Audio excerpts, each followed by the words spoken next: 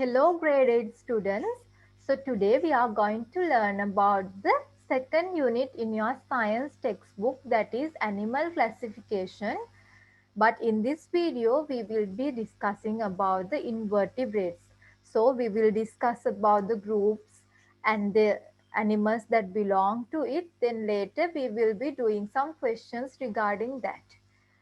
So now before learning about animal classification, we will just focus our attention on a video. So in the video, you will see different animals. So they will have different locomotory methods and different appearances. Just quickly have look at that.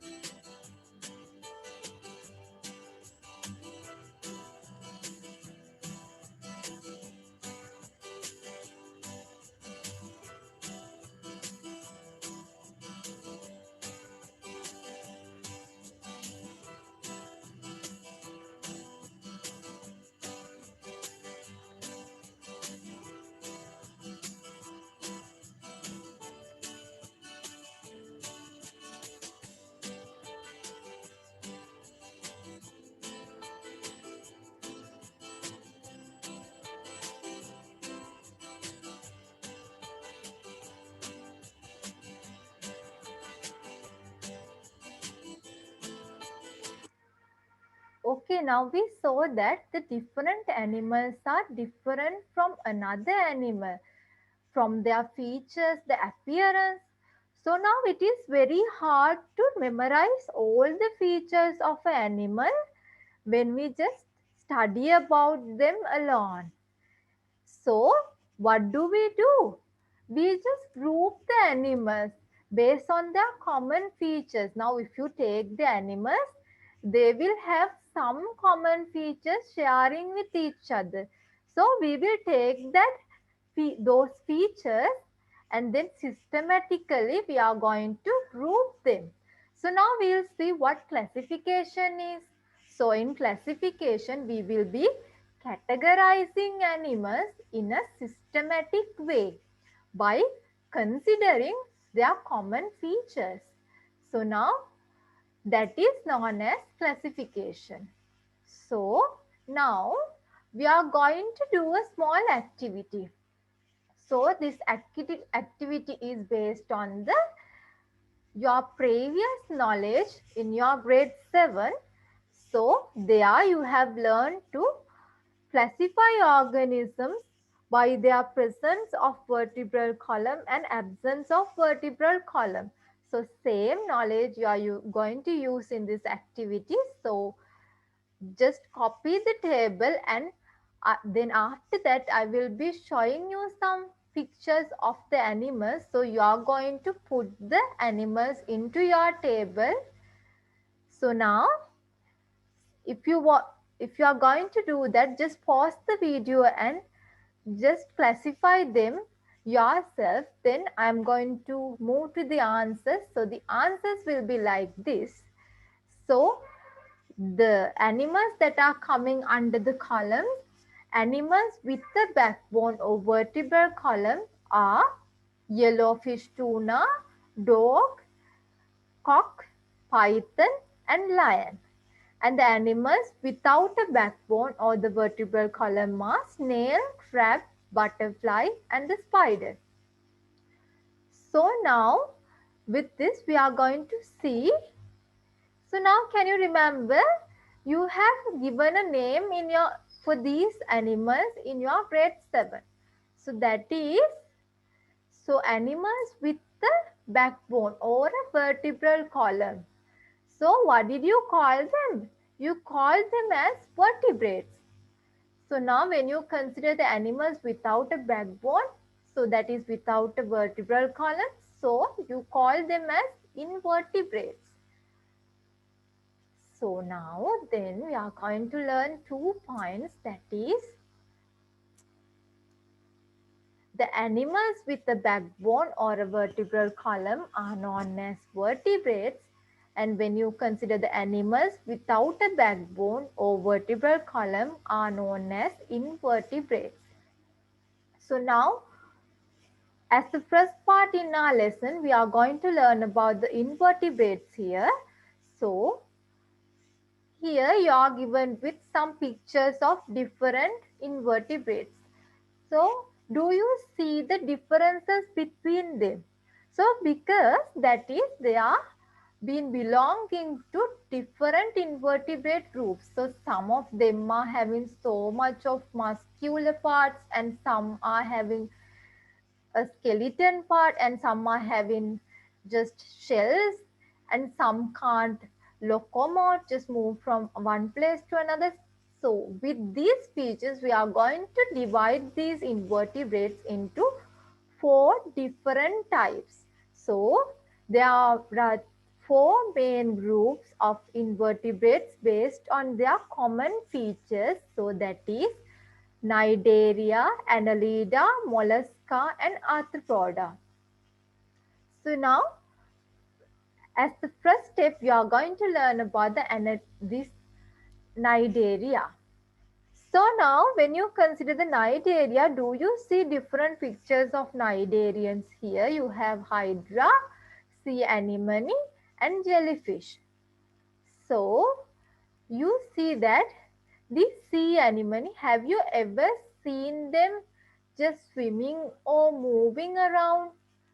No, right? Because they can't move. But these two animals, they can move.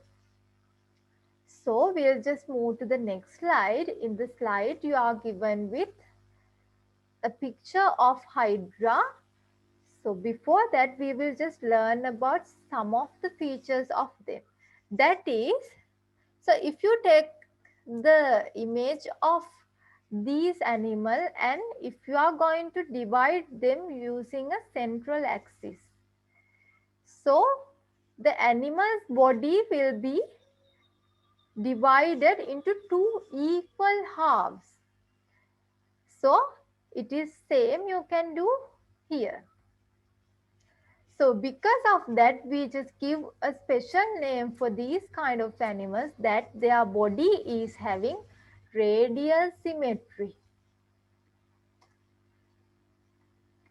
So the next thing that we are going to learn about these Cnidarians are, I have already told you that some of them can walk and some of them can't just move. So the Cnidarians which are just fixed to the substrate, fixed to the surface that they are on, having a sedentary life, we call them as the polyform.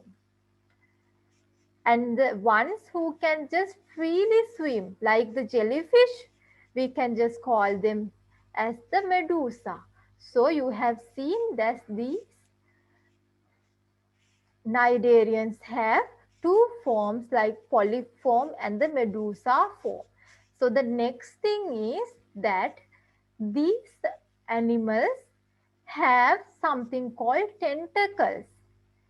So these are in here. So these tentacles, by using them, they can just release something called cnidocide, so that they can just make the small animals, the small creatures cripple.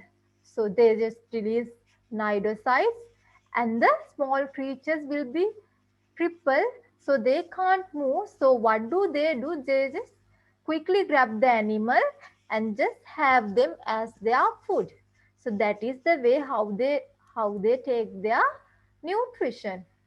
So now we'll just move to their common features, so that they have a radially symmetric body, that is body can be divided into two similar halves along a central axis, and they are of two forms as polyp and the medusa. So when you consider the polyp form, so that form is fixed to the substrate, that is they have a sedentary life, they can't move. And the next form is medusa, that they can freely swim. So the next thing you are going to learn is they can cripple small creatures with their special tentacles. So you see the tentacles over here. So these are the tentacles of the hydra. So these tentacles having cnidocytes. So these cnidocytes will be able to cripple small animals. So now we are going to learn as the next part of the lesson about the annelids. So now do you see different annelids like earthworm, leech and nereis?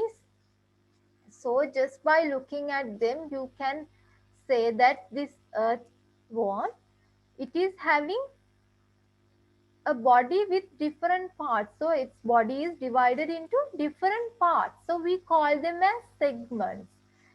So because of that, like almost all these annelids have a segmented body. So this is a special feature of annelids. So the next thing is the earthworm, leech and nereis. So what do you normally call them? They are like worms, right? Yes. So we call that they are vermiform, or they have a worm-like body. And as the next thing, do you see that these and earthworms, they can be divided into two separate parts equally? So because of that, we can say that they have a bilateral symmetry. So now, do you see that the first group of invertebrates that we have learned, that was cnidarians, they could live in the marine water, that is in the aquatic environments only. But when it comes to the annelids, they can live in the marine water and even in the fresh water, and they have just moved to the wet part of the terrestrial environment. That is, the leeches can be found in the wet soil. Can you remember that? So that is what happened when it comes to annelida. So we will quickly see the common features of annelids. So that is, they have a bilateral symmetric body. The left and the right side of the organism is approximately the mirror image of each other along a midline. So now do you see that if we can divide them along a midline, so the right part will be equal to the left part, just like the mirror image, just like how we see us in the inside the mirror. So it's the mirror. So now we'll see the next feature, that is vermiform, that is they have a worm-like body shape. So now when you consider the body, I told you it is divided into different parts. So we call it as segments. So therefore they are known as segmented worms. So now I have highlighted the special feature in this group of invertebrate. So now we'll move to the mollusca. This is the third type of invertebrates we are going to study. So now we'll see the examples that are snail, bivalve, octopus, chitin, slug, and the cuttlefish. Now, cuttlefish, octopus, so these chitin and the bivalve, you see them in the water. And now when it comes to snail and the slug, they are in the terrestrial environment. So you can say that these animals are found in marine environments, fresh water, as well as in the terrestrial environment. But now did you see that the first the annelids, they had to live in the wet terrestrial environment. So this mollusk also need wetness. So what do they do? So now when you consider the snail's body and the slug's body, just because they have to live in the terrestrial environment, they have a skin which is moistened with the mucus. So in the video, you may have seen that there is some wet mucus, a sticky substance in their skin. So that is what mucus are. So they need to have them in their skin because they have to keep their skin moist. So then we are seeing that these animals also having the bilateral symmetry, and most of them, or all of them, we can say they are having a muscular body or a soft body. So we call them as the soft bodied animals. So when you consider their body, so the body is having something called muscular foot. Because do you see that these animals, they don't have legs to move, but there is a foot for them that is made of muscles. So they have a muscular foot, and some of these mollusks have a shell in it. So we will see the common features of mollusca. So that is they are having a bilateral symmetry, and the very significant feature of this group is they are all soft bodied animals, and they possess, or you can say have a muscular foot, and they possess the skin moistened with mucus. I have told you they have to keep their skin always moist to stay in the terrestrial environment. And when you consider the shells, some of the mollusks bear a shell. So now we will see the next group of invertebrates, that is arthropoda. Now these arthropoda, they are the group of invertebrates which have high number of animals. So now if you consider the spiders and all the insects, the scorpions, millipedes, prawns, crabs, all of them come under this arthropod group. So these arthropods, they can live in the terrestrial environment as well as in the aquatic environments. So now we will see their features. So now normally these arthropods also having a bilateral symmetry, that is you can divide their body into two equal parts, and the parts will be, one part will be the mirror image of the other part. So the next thing is they are having an external skeleton.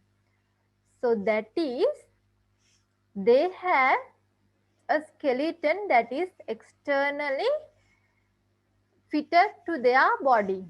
So we call it as the exoskeleton. That is like a skin, but they have a hard part like a skin, that is exoskeleton. Then the next thing is the most of them have wings. So you have seen that the butterfly can fly, and there are different ones. So they can just fly, so they have wings with them. So the next thing is these arthropods, they are externally segmented. That is, they are segmented, they are divided into parts externally. Do you see this? So even if you see a butterfly, you will see that in the body of the butterfly, it is also divided into different parts. So this is like the butterfly's body without the wings. So it is also divided, right? So these arthropods are externally segmented, And when you consider the arthropods, the most important feature is that they have jointed appendages. So when you consider appendages, they are the parts that is coming out of the body, like these parts. So when you call jointed appendages, it is like this. So now us human beings, we have two arms, two legs. So these are the appendages of us. But when we are talking about the jointed appendages, so we are always referring to these arthropods. So the word is jointed appendages. So do you see that when you take this half, so there is the appendage and there is another appendage like this in the next part. So they are like jointed appendages.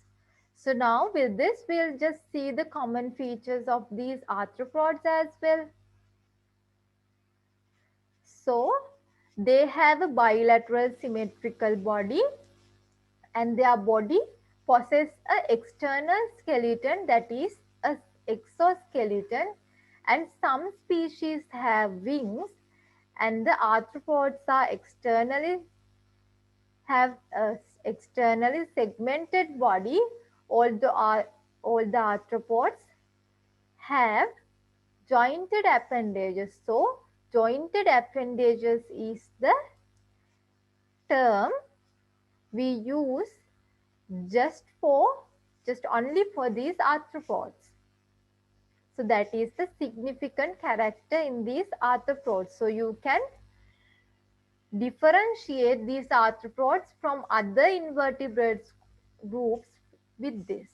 So now there are a set of questions. Now what you have to do is read the following statements and put a tick if the answer is correct, or else you have to put a cross if the answer is wrong. So now in here they have told in the first question, that is cnidarians are group of vertebrates having a fixed form called polyp and free swimming form called medusa. So what do you see? The answer is not correct because they are coming under the invertebrate groups. But when you consider the other part of the statement, a fixed form, the fixed form is known as polyp and the free swimming form is known as the medusa form. So the answer is wrong. So now when you consider the next one, mollusca are soft-bodied animals with a moist skin with mucus.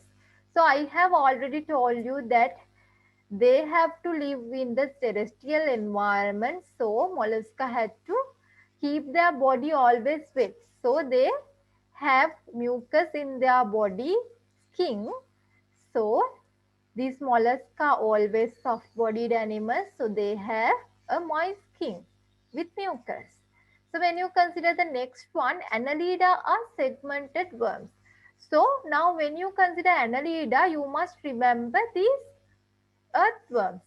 So you have already seen the earthworm. So if you have not, just quickly run into your garden and just dig a pit. So you will see this annelida, that is earthworm. So you will see that its body is always divided into different parts. So we can say that they are segmented worms. So in the next one, most of the annelids are vermiform. So that is, so when you consider vermiform, these spellings are wrong. So how do you write this word? That is, you have to use V-E here. So now, most of the annelids are vermiform, that is, they are having worm-like body. So what are the animals that came under this annelids? So they are this earthworm, then you had leech, nereis, so they have a body like worms, right? So the answer is correct. So the next one, arthropods have externally segmented body with jointed appendages. So I have told you now, different, like us, have jointed appendages, but when we are calling this jointed appendages this name, we are just referring to arthropods. So the next thing is, I have told you, when you take the butterfly, its body is also just divided into parts externally. So we can say that this sentence is also correct. Okay, now I think you have just learned so many things about invertebrates. So if you just revise, it is like there are four main groups of invertebrates. So that is cnidarians, Annelida, mollusca, and then arthropoda. So with that, you can just see that the animals which were adapted to the marine environment, they have just moved to the terrestrial environment. Because of that, they have just changed their body, adapting to the environment. So that is what has happened in these invertebrates. So now we will just end our lesson here. So now you have learned so many things. So if you want to learn